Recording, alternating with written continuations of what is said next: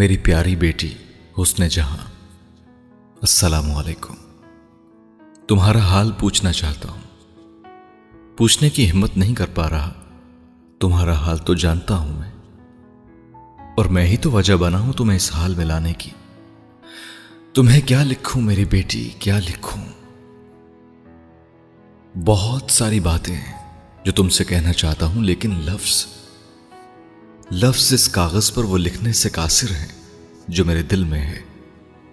لیکن تمہارا دوبارہ سامنا کرنے سے تمہارے نام یہ خط لکھنا آسان ہے میرے لیے۔ تم سے کیا کہوں کہ میں شرمندہ ہوں، یا یہ اعتراف کروں کہ میں گناہگار ہوں؟ کیا کہوں تم سے حسن جہاں کہ تمہارا وہ گھاؤ بھر جائے جو میرے ہاتھوں لگا اور تم مجھے معاف کر سکو۔ میں نے اپنی ساری زندگی کینوس اور کاغذ پر صرف اللہ کی بڑائی اور ثنائی بیان کرتے گزاری ہے، روشنائی اور رنگوں سے خطاطی کرتے عمر بسر کی ہے، مگر یہ سمجھ نہیں آیا کہ اللہ کی بڑائی بیان کرتے کرتے غرور کا وہ کون سا لمحہ تھا جس میں خود کو بھی بڑا مان بیٹھا تھا، نیک، متقی، پرہیزگار، گناہ نہ کر سکنے والا۔ یاد نہیں حسن جہاں میں مومن سے کافر کس وقت ہوا تھا، لیکن کبھی نہ کبھی کچھ تو ایسا کر بیٹھا تھا میں کہ ٹھوکر کھائی تو اللہ نے سنبھالا نہیں، گرنے دیا، اور میں گرتا ہی چلا گیا۔ اور اب جب یہ خط لکھنے بیٹھا ہوں تو یہ کاغذ آئینہ بن کر مجھے میرا وہ عکس دکھا رہے ہیں جن سے میں نظریں نہیں ملا سکتا۔ اس عمر میں اکلوتی جوان اولاد کو کھو دینے کے بعد میری زندگی کا وہ محور گم ہو گیا ہے جس کے گرد میری زندگی گھومتی تھی۔ اب کچھ بھی یاد نہیں رہتا مجھے، نہ کھانا، نہ پینا، نہ سونا جاگنا، نہ ہی دنیا کی کوئی اور چیز۔ تاہا سب کچھ لے گیا ہے میرا، بس میرا وجود چھوڑ گیا ہے اپنے اس پچھتاوے کے ساتھ جو ہر وقت میرا گلا گھونٹتا رہتا ہے۔ میری سمجھ میں نہیں آتا کہ اب اس پچھتاوے کا کروں کیا، اور اس وجود کا مصرف کیا رہ گیا ہے۔ وہ خطاطی جو کئی نسلوں سے خون کی طرح ہماری رگوں میں بہتی آئی تھی، تاہا کے جانے کے بعد سوکھنے لگی ہے۔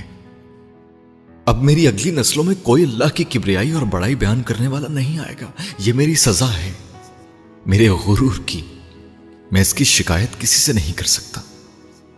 تاہا مٹی ہو گیا، میں مٹی بھی نہیں ہو سکتا۔ اس دنیا سے جانے کی باری میری تھی، مہلت اس کو نہیں ملی۔ اس عمر میں جو غم میرے حصے میں آیا ہے وہ جھیلا نہیں جا رہا۔ یہ جو گھر ہے جس میں رہتا ہوں، یہاں کی ہر شے، ہر دیوار کے ساتھ اس کی یادیں لپٹی ہیں۔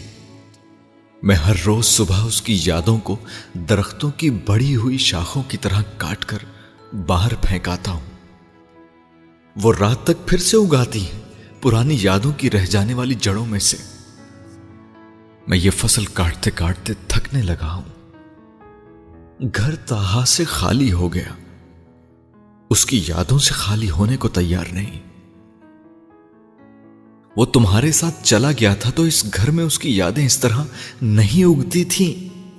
میری نفرت اور غصہ ہر اگنے والی یاد کو کھا جاتے تھے۔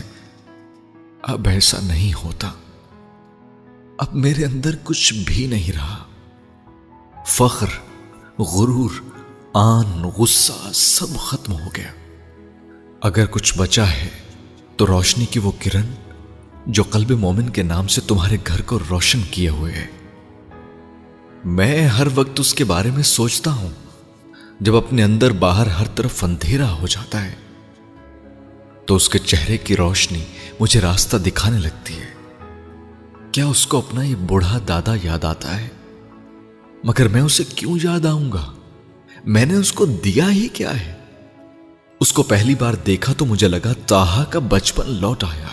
وہ بچپن میں قلب مومن جیسا ہی تھا، ویسا ہی معصوم چہرہ، ویسے ہی میٹھی آواز، ویسے ہی سوال اور شرارتیں۔ پر قلب مومن تو شرارتیں نہیں کرتا، وہ تو بس تاہا کیا کرتا تھا۔ قلب مومن تو بس سوال کرتا ہے، اور ان سوالوں کا میرے پاس کوئی جواب نہیں۔ اس کا مجرم ہوں میں نے اس سے شرارتیں چھین کر یہ سوال تھما دیے، میں نے بڑا ظلم کیا، میری بیٹی حسن جہاں تم مجھے معاف کر دو، دل سے معاف کر دو۔